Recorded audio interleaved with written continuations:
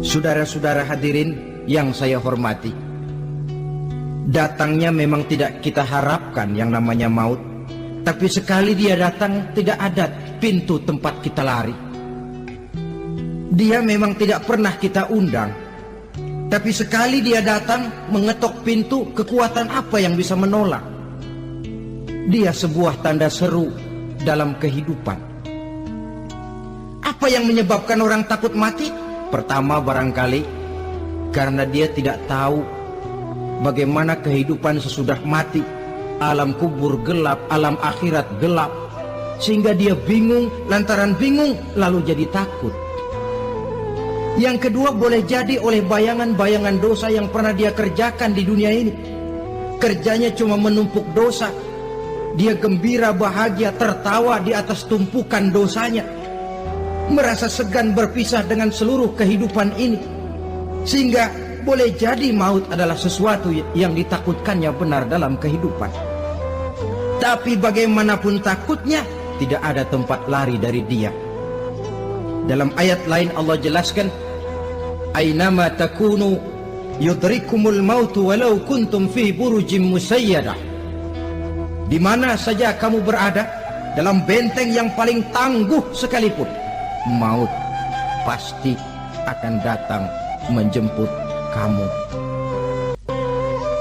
Nah, bagaimana caranya maut datang menjemput kita? Bila datang dia, sang malaikat pencabut nyawa, malaikat Israel namanya, hendak mengambil roh kita. Dalam suasana macam begitu, di akhir kehidupan dunia, dalam berhadapan dengan sakaratul maut, terbagilah manusia dalam dua bagian besar.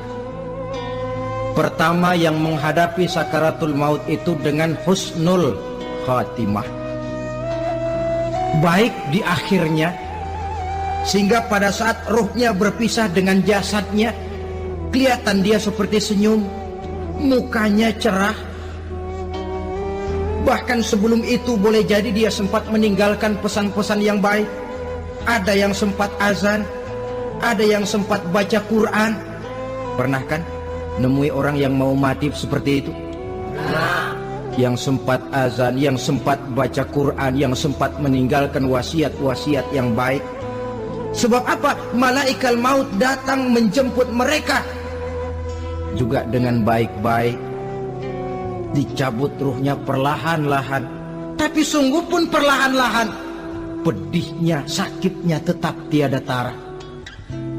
Rasulullah Sallallahu Alaihi Wasallam, dikala beliau hendak berhadapan dengan sakaratul maut, diceritakan mencelupkan tangannya ke dalam gelas berisi air, lalu mengusapkannya ke muka beliau seraya berdoa, "Ya Allah, mudahkan saya dalam menghadapi sekarat ini." Beliau juga yang mengatakan bahwa sakitnya sakaratul maut sama dengan 300 kali bacokan pedang. Sehingga kita diajarkan doa. Di antara doa selamat itu kan ada, Allahumma hawwin alaina fi sakaratil. Ya Allah, mudahkan saya di dalam menghadapi sakaratul maut itu. Ketika ruh ini keluar dari jasad, mata masih mengikuti ruh itu. Jika kadang-kadang ada yang matanya terbelalak dan tidak sempat ditutup, terbuka terus, mengikuti ruh itu keluar dari jasadnya. Adapun golongan kedua, manusia yang ketika berhadapan dengan sakaratul maut mendapatkan su'ul khatimah, jelek di penghabisannya. Sekaratnya sudah setengah mati, lalu jelek juga di akhirnya, mati dalam keadaan yang tidak baik, tidak terpuji. Ada yang lagi megang kartu, mati. Ada yang lagi di tempat ngadu ayam, mati. Ada yang lagi di tempat pelacuran, mati. Ada yang lagi megang botol minuman keras, mati. Nih barangkali malaikat maut gemes banget nariknya, lu bajingan, lu tarik terus ya. Mati su'ul khatimah. Makanya bagus itu. Kadang-kadang di majelis-majelis taklim kan sering dibaca, ya Allah biha, ya Allah biha, ya Allah bihusnil khatimah. Kan ada itu? Ada enggak? Saudara hadirin, mohon agar oleh Allah kita diberikan husnul khatimah, baik di saat ruh akan berpisah dengan jasad. Ini sesuatu yang pasti. Sang malaikat maut datang menjemput nyawa. Setelah ruh berpisah dari badan, maka tinggallah sang badan, ditangisi oleh semua yang kita tinggalkan. Sehingga kepada putrinya Fatimah, ketika malaikat maut datang hendak menjemput baginda Nabi, beliau berkata kepada anaknya, Fatimah, kamu tahu siapa yang datang? Saya tidak tahu, Bapak. Yang datang hadimul lazat. Itu dia yang menghancurkan seluruh kesenangan dunia. Wa qati'us syahwat, yang memisahkan kita dengan seluruh yang kita cintai. Dia malaikat maut, Pak. Manakala jasad sudah ditinggalkan oleh ruh, itulah yang dikerubungi orang. Anak menangis, istri menangis, orang tua bersedih, teman-teman merasa kehilangan, menangisi jasad. Diuruslah jasad kita, dimandikan sebagaimana mestinya, dikafankan dengan kain putih 3 lembar. Itu yang hendak kita bawa kembali ke tempat asal kita. Pakaian sutra, jas yang mereknya Switzerland wool, kain yang Samarinda, sepatu yang Belly atau Beltoni, jam tangan yang Rolex, kendaraan yang serba mewah, tidak ada yang menyertai kita. Kain putih 3 lembar itu saja lagi. Demi setelah dikafankan, dibujurkan kita menghadap ke arah kiblat, orang banyak pun datang menyolatkan kita dengan 4 takbir, diiringi dengan doa. Lalu upacara pelepasan, berangkat kita meninggalkan anak, istri, suami, kampung halaman, tanah air, bahkan alam dunia ini. Selamat tinggal alam dan seluruh isinya. Tinggallah yang tinggal. Saya akan kembali ke tempat asal dari mana saya datang, untuk kembali mempertanggungjawabkan seluruh perbuatan saya dalam kehidupan ini.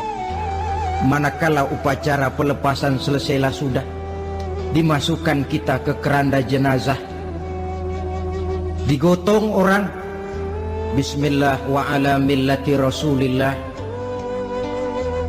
dibawa ke tempat peristirahatan terakhir katanya. Padahal dulu kalau mau kita istirahat, ke villa lah kita, ke Bali lah kita, ke Hong Kong lah kita, ke tempat-tempat tamasya yang indah. Oh, rupanya akan sampai juga perjalanan menuju tempat peristirahatan terakhir, yang luasnya tidak akan lebih dari 2 kali 1 meter.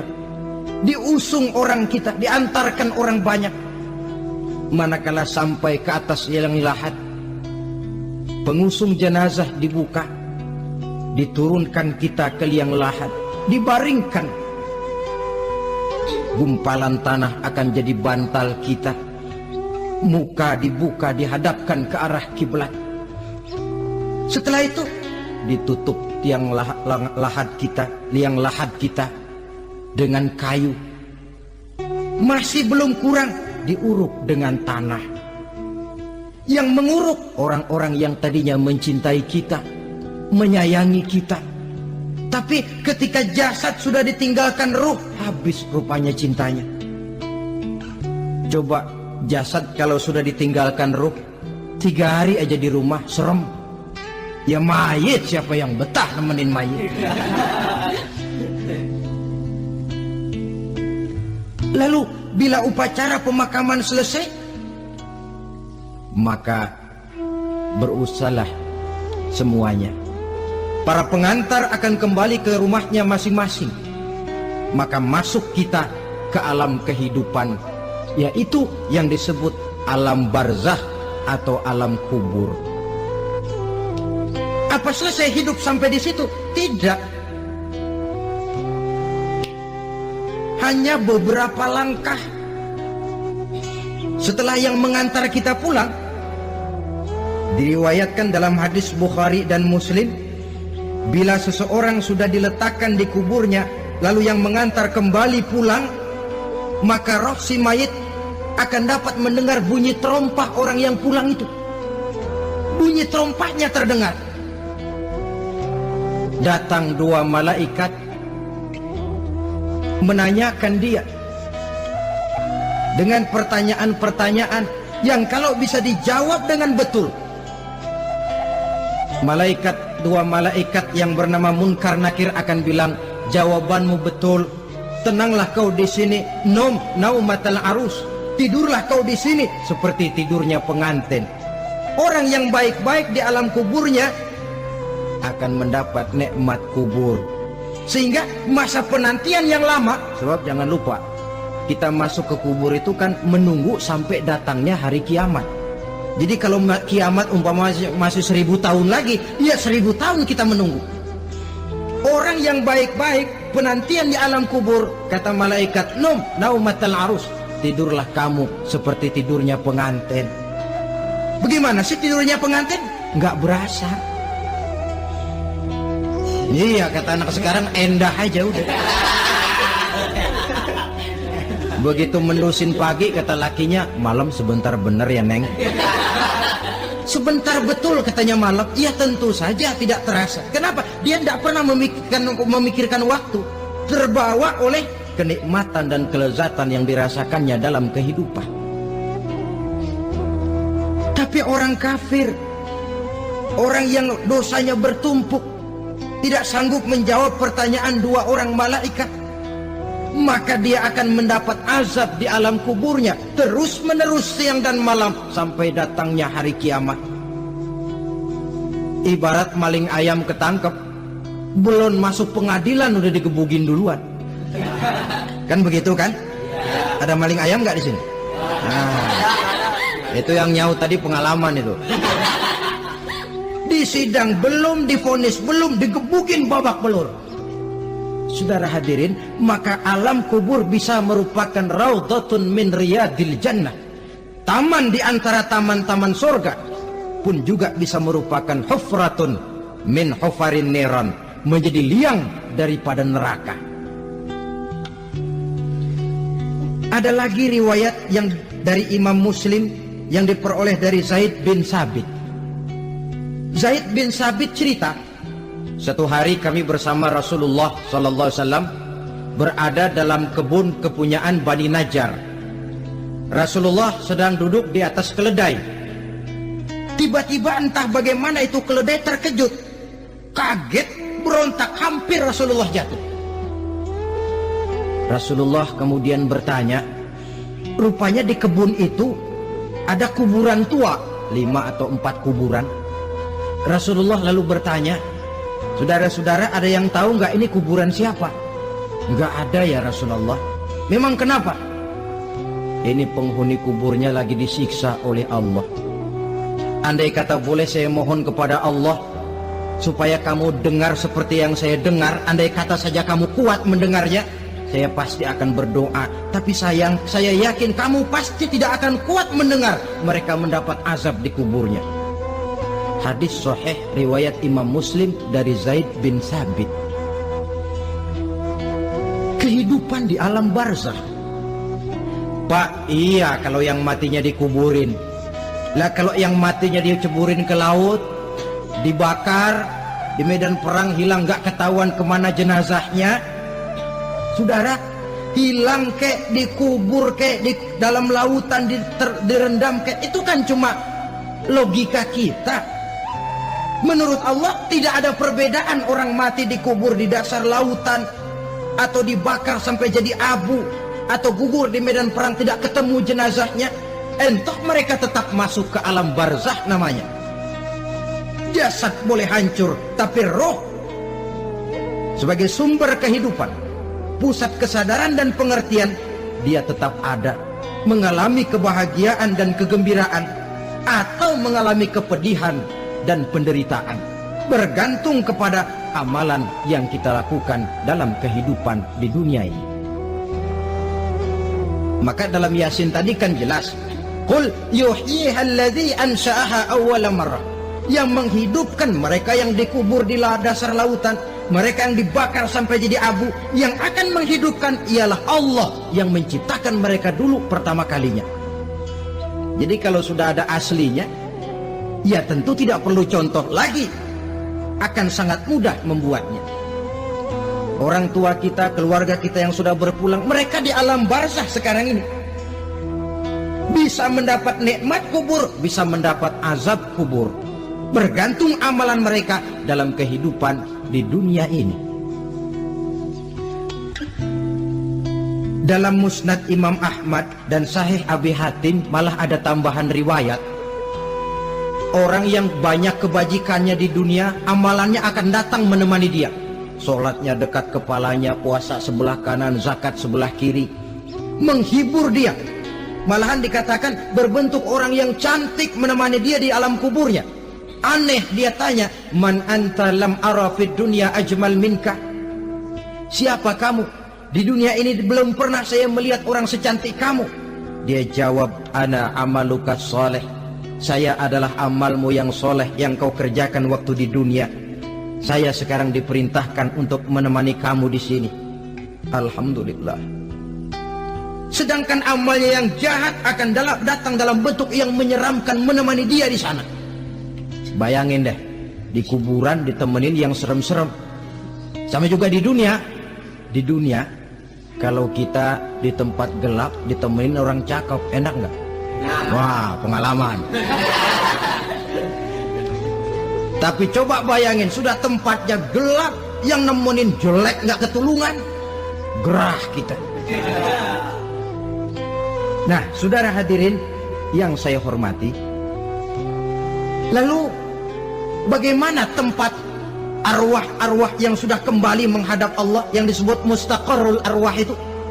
Macam-macam tingkatannya sesuai dengan profesi dan amalannya waktu di dunia.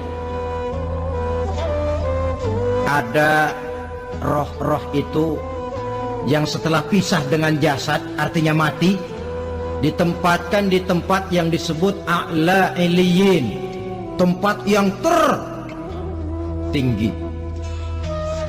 Siapa ini? Arwahnya para nabi dan para rasul.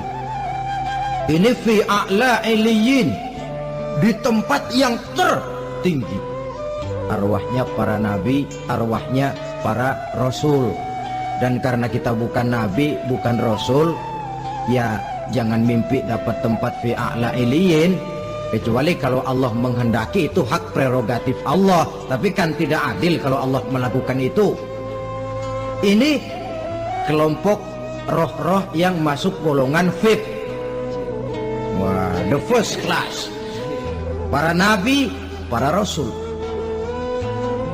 Lalu ada pula roh-roh itu yang setelah pisah dengan jasadnya diumpamakan seperti burung-burung hijau yang berterbangan di perkebun-kebunan surga. Roh siapa mereka ini? Rohnya para syuhada, orang-orang yang mati syahid gugur membela agama. Nah, ini bedanya orang mati syahid dengan pahlawan, ya. Apa bedanya syuhada dengan pahlawan? Kalau syuhada, orang yang gugur membela agama, niatnya karena Allah, mati syahid. Kalau pahlawan, orang yang gugur membela negara, orang yang dianggap berjasa kepada pemerintah. Klimaksnya, kalau orang mati syahid jelas surga, tapi pahlawan belum tentu surga. Kenapa? Bergantung kepada negara macam apa yang dibelanya dan pemerintah model mana yang dibelanya. Di negara-negara komunis misalnya, banyak nggak pahlawan? Dengan sekian tanda jasa yang mati di medan perang dan sebagainya. Kira-kira pahlawan komunis masuk surga nggak? Ya, kalau pahlawan komunis masuk surga, kita nggak kebagian kapling di surga barangkali. Inilah bedanya pahlawan dengan orang mati syahid. Kemudian ada pula roh itu yang tertahan di pintu surga. Tertahan di pintu surga. Ini seperti tadi, orang yang mati syahid tapi masih ada kaitan di dunia. Rasulullah pernah ditanya orang, ya Rasul, kalau saya maju ke medan perang bela agama, mati syahid, apa saya masuk surga? Iya, masuk surga. Kecuali kata Nabi, kalau masih punya utang. Nah, tertahan di pintu surga. Ada pula roh itu yang tertahan di alam kuburnya. Ini umumnya seperti tadi itu. Ada mempunyai dosa, mempunyai kesalahan, sehingga merasakan azab kubur. Ada juga roh itu yang tertahan di permukaan bumi. Mereka yang dalam hidup selalu menumpuk dosa-dosa yang besar, meninggal sebelum keburu untuk bertaubat. Saudara hadirin yang saya hormati, inilah yang kita khawatirkan. Sebab jikalau pada saat roh sudah datang, jikalau saatnya roh datang berpisah dengan jasad, menemukan sakaratul maut, saat itu taubat sudah tidak akan ada gunanya lagi. Masuk ke alam kubur, mendapat azab kubur sampai datangnya hari kiamat. Berapa lama di alam kubur ini? Menunggulah kita sampai datang saatnya kiamat. Nah, saudara-saudara, apa tanda-tanda hari kiamat? Kapan dia akan datang? Bagaimana hal ihwal manusia pada saat terjadi kiamat? Bagaimana alam ini? Bagaimana perhitungan di padang mahsyar? Insya Allah akan saya ungkapkan pada bagian kedua dari ceramah ini. Insya Allah kita akan lanjutkan pembicaraan ini sampai kepada terminal paling akhir, surga dan neraka. Inilah saja pertemuan kita pada kesempatan kali ini. Terima kasih banyak atas segala perhatian. Mohon maaf atas segala kekurangan. Wabillahi taufiq wal hidayah. Wassalamualaikum warahmatullahi wabarakatuh.